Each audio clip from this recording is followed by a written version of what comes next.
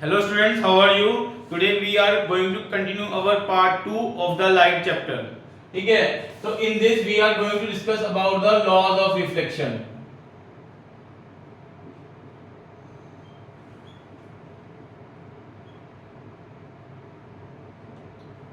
पहले तो हम देखते हैं कि what is the reflection. ये रिफ्लेक्शन किस चिड़िया का नाम है? रिफ्लेक्शन मीनिंग क्या होता था कि जैसे सपोज करो एक कोई मैंने सरफेस रख दिया ये, ठीक है, तो रिफ्लेक्शन हमेशा होगी पॉली सरफेस से।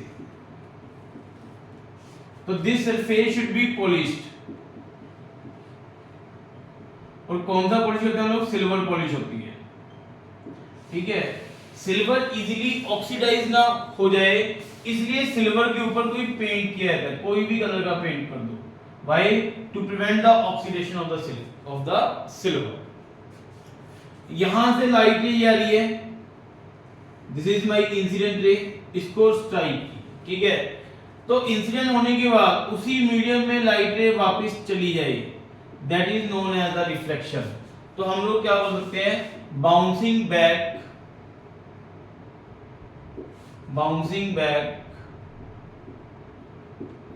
of the light ray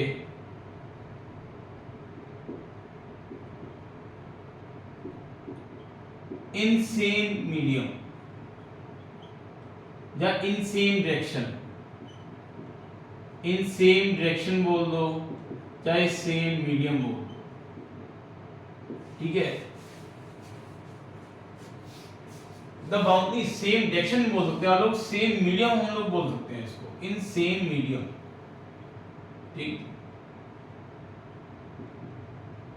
तो what is the reflection?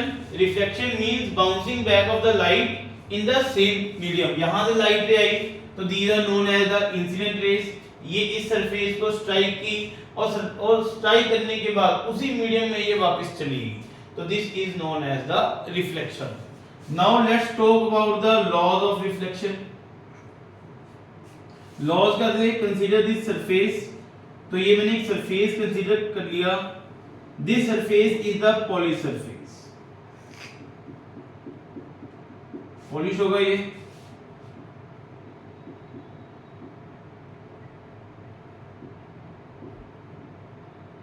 This surface is the polish surface. एक imaginary line which makes an angle of 90 degree on this surface, this ray is known as normal ray।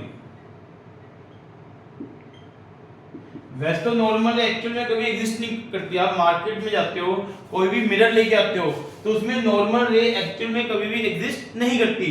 तो हम अपनी calculations को easy करने के लिए एक रेफरेंस लाइन मान लेते हैं जिसको हम लोग बोलते हैं नॉर्मल रे। और नॉर्मल रे always forms an angle of 90 degree on the surface। Surface कैसा होना चाहिए? Poly surface should be there। और जो लाइट रे इसको स्ट्राइक करती है, this ray is known as incident ray. और जो लाइट रे इसको स्ट्राइक की, that ray is known as the incident ray. The angle made by the incident ray with the normal is known as angle of incidence. तो मैं आई को क्या बोल कह सकता हूं? Angle of incidence,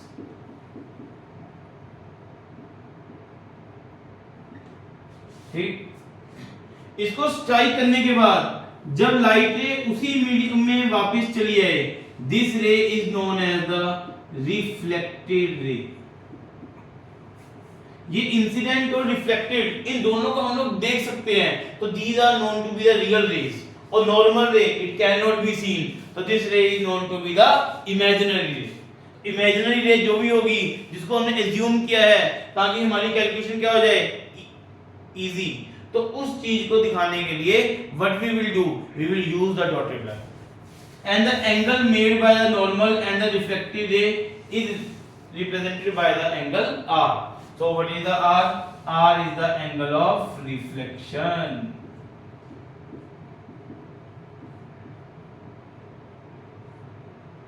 What is r? r is the angle of reflection। तो इसके अंदर फर्स्ट लॉ क्या था हमारे पास? Angle of incidence should be equal to angle of reflection। Angle I should be equal to angle R। अगर मान लो कि एंगल आई को मैंने 30 डिग्री मान लिया, what is the value of angle R? It will also be 30 degree. Clear हुआ? What is the second law?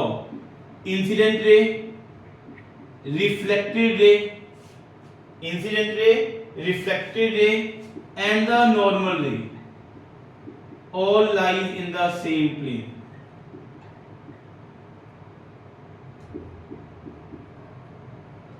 ठीक, what are the two laws? First law was angle of incidence will be equal to angle of reflection. Second law is that incident ray, reflected ray, normal ray all lie in the same plane. अब same plane का meaning क्या होता है? देखो, अगर आप एक axis का यूज करते हो उसको बोलते हैं हम लोग इनर लाइन। अगर दो एक्सिस का यूज करते हैं उसको बोलते हैं इनर प्लेन। अगर तीन एक्सिस का यूज करते हैं तो उसको बोलते हैं स्पेस। लाइट की कोई थिकनेस नहीं होती, दैट्स व्हाई जब भी लाइट ट्रैवल करती है तो इससे सिर्फ दो एक्सिस चेंज होती हैं, एक्स एंड वाई। तो इसलिए हम लोग यूज करते हैं word plane. Incident ray, reflected ray, normal ray all lie in the same plane, and the second point was that angle of incidence is equal to angle of reflection. Let's solve some question on this. Suppose करो ये दो surface थे आपके पास, इसको मैंने मान लिया surface 1 and this is the surface 2। ये फर्स्ट सरफेस हो गया और ये कौन सा सरफेस हो गया? Second surface. यहाँ पे एक लाइट रे स्ट्राइक करती है, this light ray is known to be a incident ray and it makes an angle of 10 degree with first surface. It makes an angle of 10 degree with the first surface. Calculate the angle of reflection from the second surface. तो आपको क्या निकालना है? आपको angle of reflection निकालना है कौन से सरफेस से? सेकंड सरफेस से। Let's solve it. तो ये आपके पास एक प्लेन हो गया, मीन सरफेस हो गया, तो मैं यहाँ पे क्या ड्रॉ कर दूंगा? नॉर्मल। तो normal makes angle of 90 degree with the surface. तो ये अगर एंगल 10 तो ये एंगल कितना रह गया? 80 degree. What is the 80 degree? Angle of incidence. तो फर्स्ट की ये रे कौन सी होगी? Incident ray. It makes a angle of 80 degree with the normal. और फिर ये रे कौन सी होगी? Reflected ray. It will also make a angle of 80 degree according to the first law. Clear? और फर्स्ट की जो इंसिडेंट रे और फर्स्ट की जो reflected ray, the reflected ray of surface 1 will act as the incident ray for the surface 2। तो ये होगा second surface. तो इसके ऊपर ये रे कौन सी होगी हमारी? नॉर्मल। ये एंगल क्या हो गया? 90। Sum of the angle of a triangle is 180 degree. तो ये कितना एंगल जाएगा आपके पास? 10 डिग्री। और फिर यहां से ये आंसर कितना आएगा? 10 degree is the answer. What is the angle of reflection from the second surface? 10 degree is the angle of reflection. I think laws of reflection सबको clear हो गया होगा। तो I will repeat this slide. What is the reflection? Reflection means bouncing back of the light in the same medium is known as the reflection. तो जिस medium में light रे आ रही है उसी मीडियम में वापस चली आए तो उसको हम लोग क्या बोलते हैं? Reflection. What are the laws of reflection? एक सरफेस कंसीडर किया, that surface should be polished। इसके ऊपर कोई एक नॉर्मल रे which makes an angle of 90 degree, ठीक है, and the incident ray striking at the foot of the normal that is known as the incident ray. The angle made by the incident with respect to the normal is known as angle of incidence, and the reflected ray makes an angle r with the normal. Angle I is incident angle, angle r is the reflected angle. So first law says that both angles should be equal. Second law says that angle incident ray, reflected ray, normal ray all lie in the same plane. I think laws of reflection आप सबको clear हो गए होंगे। So let's go for the second. अच्छा, इसके अंदर एक चीज और, जो रिफ्लेक्शन होती है वो कितने टाइप की होती है? देखो, एक तो होती है हमारी diffused reflection. It can be the diffused reflection और it can be the regular reflection. Regular reflection तो ये बेसिकली दो टाइप की होती है। कौन कौन सी? Diffused and regular. अब डिफ्यूज्ड रिफ्लेक्शन का मीनिंग क्या होता है? तो पहले हम रेगुलर देखते हैं। ये इंसिडेंट रेज होगी,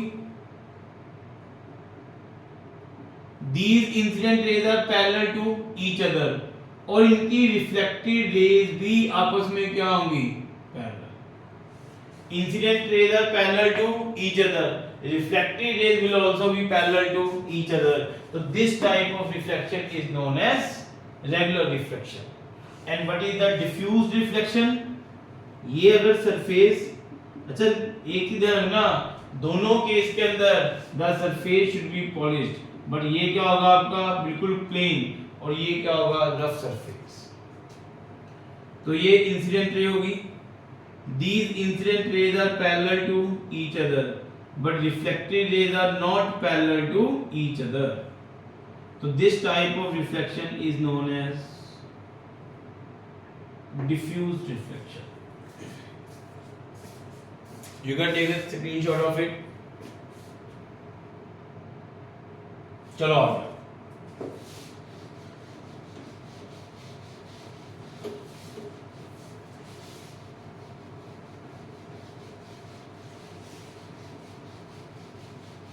आई थिंक यहाँ से सबको क्लियर हो गया होगा। तो आज हमने लॉज ऑफ रिफ्लेक्शन के बारे में देखा, कल हमने बेसिक लाइट की इंट्रोडक्शन दी थी, ठीक है। तो अब हम चलते हैं टाइप्स ऑफ मिरर की।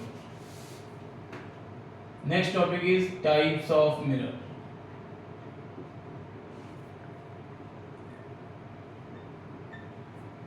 मिरर के बेसिकली दो टाइप्स हम लोग स्टडी करते हैं। First is the plane mirror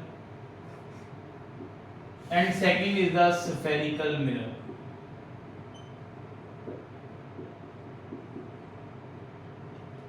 ठीक है, मिरर के दो टाइप होते हैं, एक कौन सा हो गया प्लेन और एक कौन सा हो गया स्फेरिकल, ठीक है। तो let's talk about the plane. तो ये क्या हो गया आपका प्लेन मिरर, जिसकी एक साइड क्या हो पॉलिश्ड, तो वन साइड इज पॉलिश्ड, और जो दूसरी साइड होगी वो क्या होगी अनपॉलिश्ड।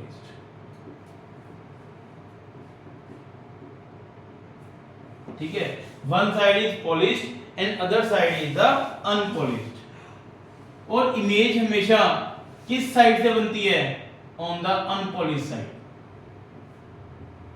इमेज फॉर्मेशन, ऑब्जेक्ट हमेशा अनपॉलिश्ड साइड होता है। अब जो पॉलिश साइड होता है, हम ऑब्जेक्ट को यहां पे रखेंगे, no image will be form. अब ध्यान देना, अगर आप कोई मिरर देखते हो, मिरर की एक साइड पॉलिश्ड होती है और एक साइड क्या होती है अनपॉलिश्ड, और जो पॉलिश साइड होगी अगर आप उस तरफ कोई ऑब्जेक्ट रखते हो तो no image will be form. हमेशा ऑब्जेक्ट कौन सी साइड पे होना चाहिए, अनपॉलिश्ड साइड पे।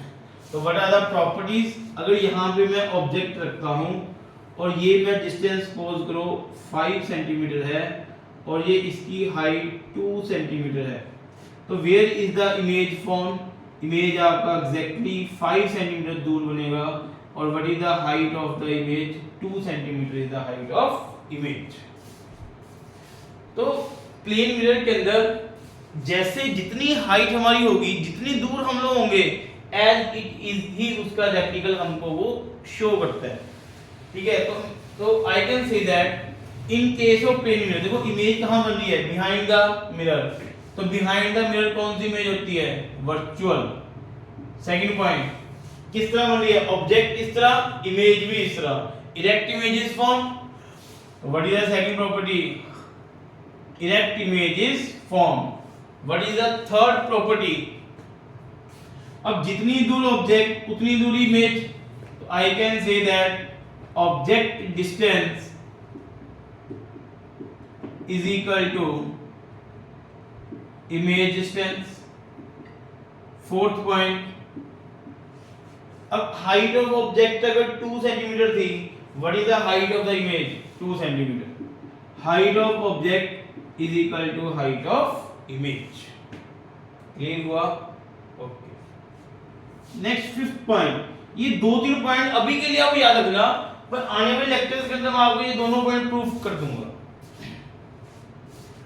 तो जो मैग्निफिकेशन होती है, magnification is +1 and the 6th point is focal length. Focal length is infinite. ये दोनों पॉइंट को अभी के लिए जस्ट याद रखो, I will explain this in my further lectures. Clear हुआ। What is the plane mirror, जिसकी एक साइड पॉलिश, एक side help in the reflection. Focal length infinite, जितनी दूर ऑब्जेक्ट उतनी दूर ही इमेज, और virtual erect object distance is equal to image distance, height of object is equal to height of image, what is the magnification, +1 is the magnification. अच्छा एक चीज और, एक पॉइंट और याद रखना, जिसको हम लोग बोलते हैं लेटरल इन्वर्जन।